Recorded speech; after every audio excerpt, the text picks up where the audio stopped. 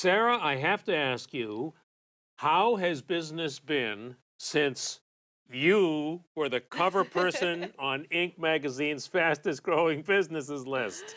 Business has been really great, super crazy. There's been a lot of press interest, a lot of questions, and a lot of congratulations and well wishes too. Did you ever think this would happen? No.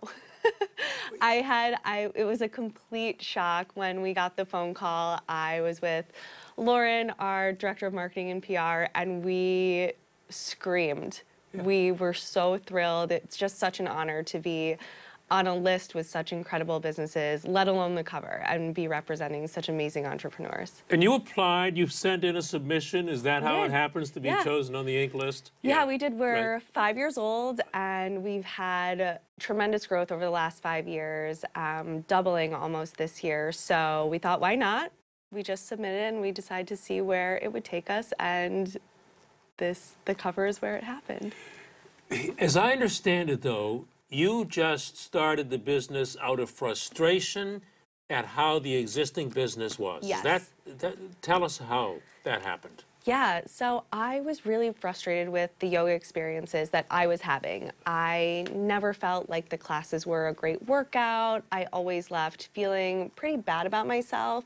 There were a lot of mirrors and a lot of look like this, look like that person, do something this way. And I was so new to the yoga practice that I wasn't there yet, and that my confidence level wasn't there.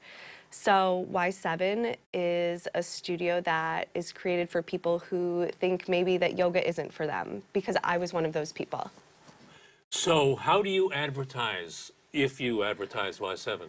Instagram and social media built our entire business for the first 3 years. And what do you advertise it as being for people who didn't think yoga was for them, or what lines work for you? Our tagline has traditionally been sweat dripping, beat bumping, candlelit yoga. Kind of the 3 things that we do differently from other traditional studios. Sweat dripping, beat bumping, candlelit yoga.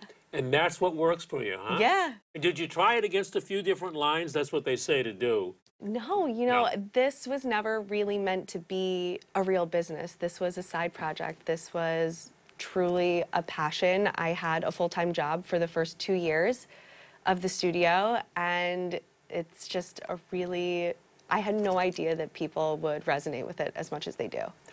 That's very interesting about your story, because you were just looking for a group you were not looking to start a yoga studio. You were looking for friends to go in on yoga instruction with you. I wanted to create a place where I wanted to practice, and that was really the goal in the beginning. And it turned out there are a lot more people who like to practice yoga this way than I thought. So at what point did the business light bulb go off for you?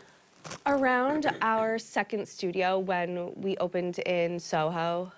We opened as a pop-up in another studio, and the business just really took off. People started talking about it. Our classes were sold out constantly, and before we knew it, we needed a second location in Manhattan. Did the studio you were a pop-up in throw you out? No, they were cycling studios, so it was a really nice compliment to what they were offering. So once the pop-up really worked for you, huh? Yeah. Because people see you, right? Right. It's the visibility, and the experience that we have is so consistent and so reliable that people started coming back and wanting to buy memberships, and we're asking about new locations and things like that. Don't tell me at some point, did you have to say, oh, we don't have any memberships, or? Well, the first time I got asked for a membership, I politely lied and said, we're working on them and our permanent space, and I'll let you know. And that was sort of the cue to me to really get moving and run some numbers and figure out how this is going to work, how signups are going to work, what it looks like if we decide to expand this business. That's a great story. Like you went into the back room and went, yes, where's my membership form? Exactly. My heavens. How many studios do you have now?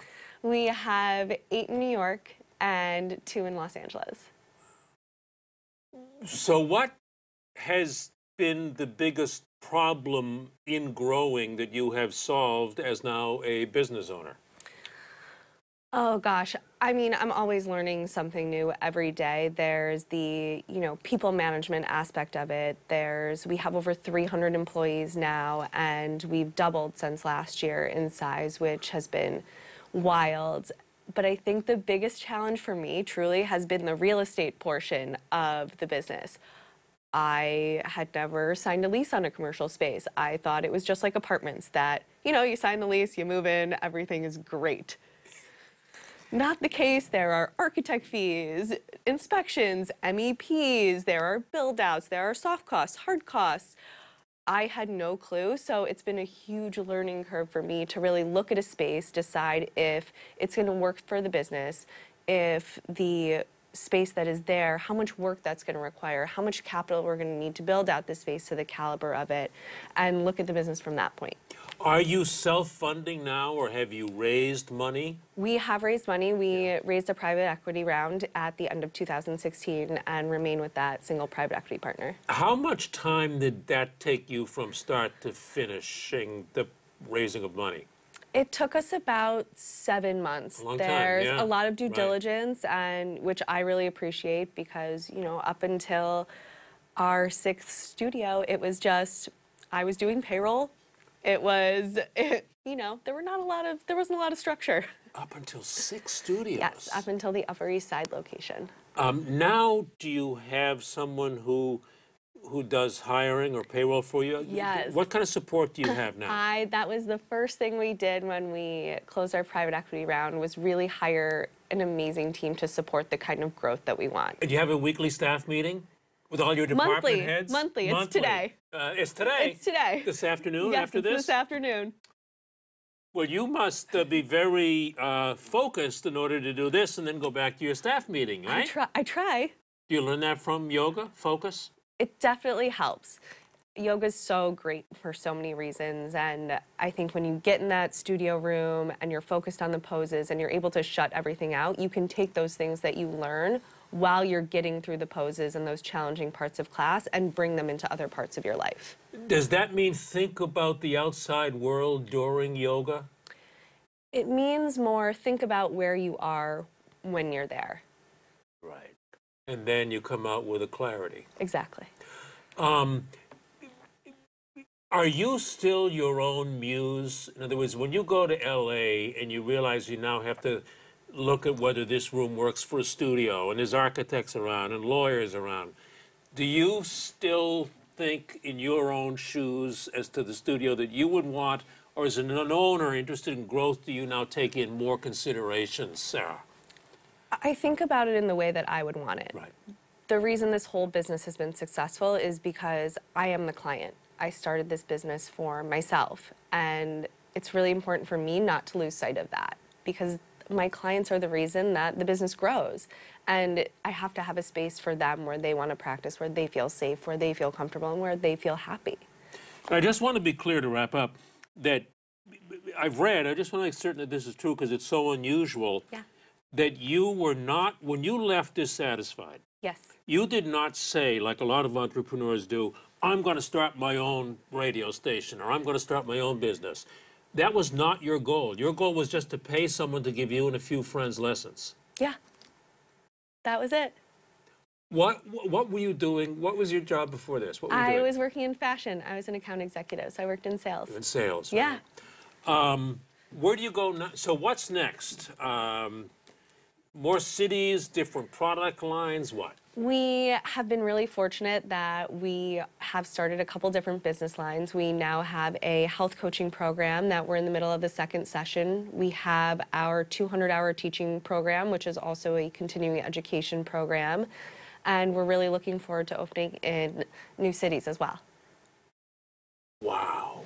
You really need all those department heads to manage it. Lots of plans. What do you do, Sarah, when too many people are coming at you, your head is spinning, and there's just too many decisions and things going on?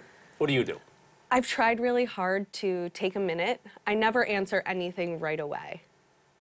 I used to do that, and then 2 days later, I'd be like, oh, I shouldn't have done that. So I like to take a minute and really sit with everything that's being brought to me and make sure it's well thought out. I'm giving a thought out answer. And listen, nothing is, gonna make or break the business, a decision like that. So it's important to take the time to think about things. Sarah, don't change a thing. Thank you so much.